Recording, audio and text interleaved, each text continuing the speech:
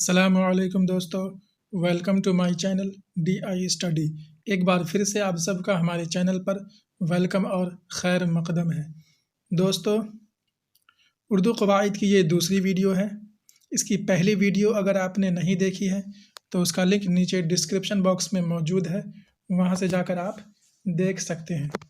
دوستو، اس ویڈیو میں ہم اعراب اور حروف کی قسموں کو پڑھیں گے، تو چلیے بنا کسی دیر کیے اس ویڈیو کو شروع کرتے ہیں۔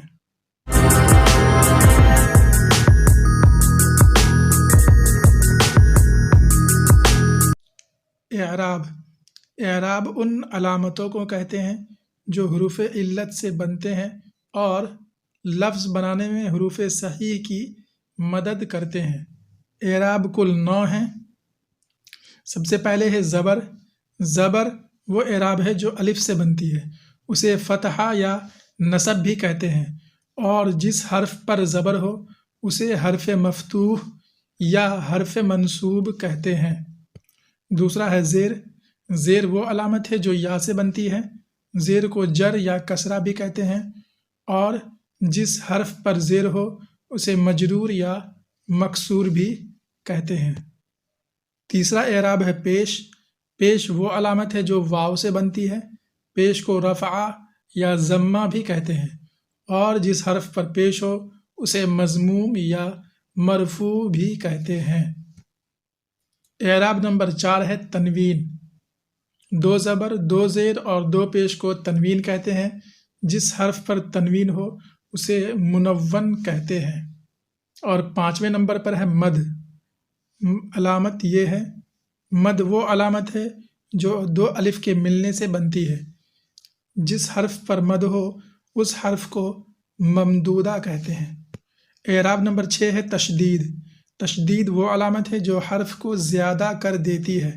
تشدید والے حرف کو 2 مرتبہ پڑھا جاتا ہے، جیسے امی، یہاں پر میم پر تشدید ہے اس لیے میم کو ہم 2 مرتبہ پڑھیں گے۔ الف میم زبر ام، میم یا زیر می، امی۔ اسی طرح آگے ہے ابو، بلہ، بلی، دلی، کتا، حقہ، محبت، علت وغیرہ۔ جس حرف پر تشدید ہو اسے مشدد کہتے ہیں، یعنی تشدید والے حرف کو مشدد کہتے ہیں۔ اعراب نمبر 7 ہے جزم۔ جزم وہ علامت ہے جو وقف سے پہلے اور زبر زیر یا پیش کے بعد آتی ہے اور اپنے حرف کو پہلے والے حرف سے ملا دیتی ہے، جیسے دل، یہاں پر لام پر جزم ہے اور لام سے پہلے دال ہے اور دال پر زیر کی علامت ہے، اور لام کو ہم جو اس سے پہلے والا حرف دال ہے اس سے ملا کر پڑھیں گے کیونکہ لام پر جزم ہے، تو اسے پڑھیں گے دال لام زیر دل۔ اسی طرح حق، یہاں پر قاف پر جزم ہے تو قاف کو اس سے پہلے والے حرف سے ملا کر پڑھیں گے، ہا قاف زبر حق۔ اسی طرح آگے ہے علم، قسم، حرف، عمل، اسکول وغیرہ۔ جس حرف پر جزم ہو اسے مجزوم کہتے ہیں۔ اعراب نمبر 8 ہے سکون۔ سکون وہ علامت ہے جو وقف سے پہلے اور جزم کے بعد آتی ہے اور آواز میں ٹھہراؤ پیدا کرتی ہے، جیسے گوشت، تو یہاں پر بڑی شین پر جو علامت ہے اسے ہم سکون کہیں گے۔ اسی طرح دوست، بورڈ، فونٹ، کوٹ وغیرہ۔ جس حرف پر سکون ہو اسے ساکن کہتے ہیں۔ اور اعراب نمبر 9 یعنی آخری اعراب ہے وقف۔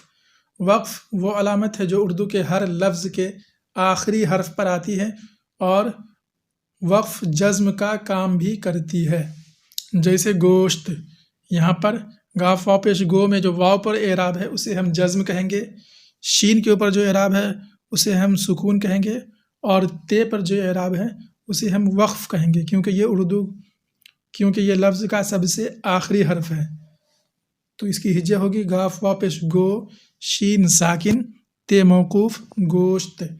اسی طرح آگے ہے دال واو پیش دو، سین ساکن، تے موقوف، دوست، کوٹ، عمل، حق، فرض۔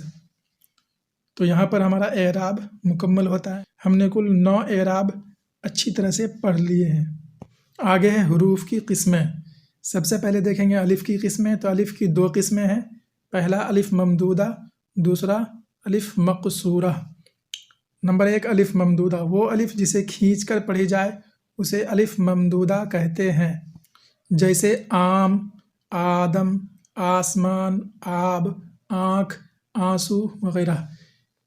ان سارے الفاظ میں جو الف ہے اسے ہم الف ممدودہ کہیں گے کیونکہ الف کے اوپر مد ہے۔ دوسرا ہے الف مقصورہ، وہ الف جس کو کھینچ کر نہ پڑھی جائے اسے الف مقصورہ کہتے ہیں، جیسے اگر، اثر، انار، انسان، انجام، نام، کام وغیرہ۔ یہاں پر ان الفاظ میں جو الف ہے اسے ہم الف مقصورہ کہیں گے کیونکہ اس الف پر مد نہیں ہے اور اس الف کو ہم کھینچ کر نہیں پڑھتے ہیں۔ اب آگے دیکھیں گے واو کی قسمیں۔ واو کی کل 3 قسمیں ہیں۔ نمبر 1 واو معروف، نمبر 2 واو مجہول، نمبر 3 واو معدولہ۔ سب سے پہلے دیکھیں گے واو معروف، وہ واو جس کو کھینچ کر پڑھی جائے اسے واو معروف کہتے ہیں، جیسے دور، خون، جون، خوب، حور، دھوم، روم، سکون وغیرہ۔ ان الفاظ میں جو واو ہے اسے ہم واو معروف کہیں گے کیونکہ ان واو کو ہم کھینچ کر پڑھ رہے ہیں۔ اگلا ہے واو مجہول، وہ واو جس کو کھینچ کر نہ پڑھی جائے اسے واو مجہول کہتے ہیں، جیسے مور، شور، کون، فون، غور، وحدت، وہم وغیرہ۔ تو ان سارے واو کو ہم واو مجہول کہیں گے کیونکہ یہاں پر واو کو ہم کھینچ کر نہیں پڑھ رہے ہیں۔ اور اگلا ہے واو معدولہ، وہ واو جو لکھی تو جائے مگر پڑھی نہ جائے اسے ہم واو معدولہ کہتے ہیں، یعنی سائلنٹ واو، جیسے خود، خوش۔ یہاں پر لکھا ہوا ہے خا واو پیش خو دال موقوف خود، لیکن اسے ہم پڑھیں گے خا دال پیش خود، واو یہاں پر سائلنٹ ہے۔ اسی طرح آگے ہیں خوش، یہاں پر بھی واو کو نہیں پڑھیں گے۔ آگے ہے خواہش، یہاں پر بھی واو کو ہم نہیں پڑھیں گے۔ اسی طرح خواب، دسترخوان، درخواست وغیرہ۔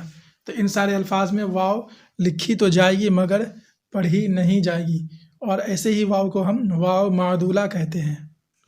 اب آگے دیکھیں گے یا کی قسمیں۔ یا کی 2 قسمیں ہیں، یا معروف اور یا مجہول۔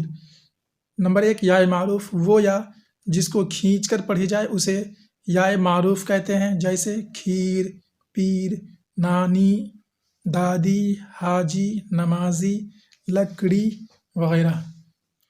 اور اگلا ہے یا مجہول، وہ یا جس کو کھینچ کر نہ پڑھی جائے اسے یا مجہول کہتے ہیں، جیسے کیلا، میلا، ٹھیلا، اکیلا، پیسے، جیسے، ایسا، ویسا وغیرہ۔ یہاں پر یا کو ہم زیادہ کھینچ کر نہیں پڑھ رہے ہیں، اسی لیے ایسے یا کو ہم یا مجہول کہیں گے۔ یہ گول یا کو ہم یا معروف کہتے ہیں اور اسے ہم کھینچ کر پڑھتے ہیں، اور لمبی یا اسے ہم یا مجہول کہتے ہیں اور اس کو ہم کھینچ کر نہیں پڑھتے ہیں۔ آگے ہے نون کی قسمیں۔ نون کی 3 قسمیں ہیں۔ نمبر 1 نون ظاہر، نمبر 2 نون غنہ اور نمبر 3 نون مقلوب۔ تو سب سے پہلے ہے نون ظاہر، وہ نون جس کی آواز لفظوں میں صاف صاف ظاہر ہو اسے نون ظاہر کہتے ہیں، یعنی جس نون کی آواز بالکل صاف صاف آئے، یعنی پوری طرح سے وہ نون پڑھی جائے اسے ہم نون ظاہر کہیں گے، جیسے نور، جون، فن، دن، نمک، نماز، نیت، جنازہ وغیرہ۔ تو ان سارے الفاظ میں جو نون ہے اسے ہم نون ظاہر کہیں گے۔ یہاں پر ایک بات اور یاد رکھنا ہے کہ نون ظاہر کو نون معروف اور نون جلی بھی کہتے ہیں۔ اگلا ہے نون غنہ، وہ نون جس کی آواز لفظوں میں صاف صاف ظاہر نہ ہو بلکہ اسے ناک میں چھپا کر پڑھی جائے اسے نون غنہ کہتے ہیں، جیسے ماں، کہاں، جہاں، امنگ، پلنگ، آنسو، جنگ وغیرہ۔ تو جہاں پر نون کی آواز ناک سے نکلے ویسے نون کو ہم نون غنہ کہتے ہیں۔ یہاں پر بھی ایک بات یاد رکھیں کہ نون غنہ کو نون خفی بھی کہتے ہیں۔ اور آگے تیسرا نون ہے نون مقلوب، وہ نون جس کو میم سے بدل کر پڑھا جاتا ہے اسے نون مقلوب کہتے ہیں۔ یہ تب ہوتا ہے جب نون ساکن ہو اور اس کے بعد با آئے۔ جب بھی نون ساکن ہو اور اس کے بعد با آئے تو اس نون کو میم سے بدل کر پڑھتے ہیں، جیسے کھمبا، یہاں پر نون ہے لیکن اس کو ہم میم پڑھیں گے، کھا میم زبر کھم، بے الف زبر با، کھمبا۔ اسی طرح آگے ہے انبیاء، یہاں پر بھی نون ہے لیکن نون کے بعد با آ رہا ہے تو اس نون کو ہم میم پڑھیں گے، تو اس کی ہجہ ہوگی الف میم زبر ام، با زیر بی، یہ الف زبر یا، انبیاء۔ اسی طرح آگے ہے گنبد، دمبا، ممبر، امبر، کنبا وغیرہ۔ اب آگے ہے ہا کی قسمیں۔ ہا کی 2 قسمیں ہیں، نمبر 1 ہائے ملفوظی، نمبر 2 ہائے غیر ملفوظی۔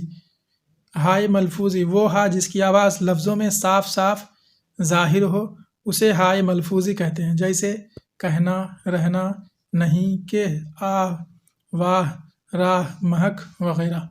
ایسے ہا کو ہم ہائے ملفوظی کہیں گے۔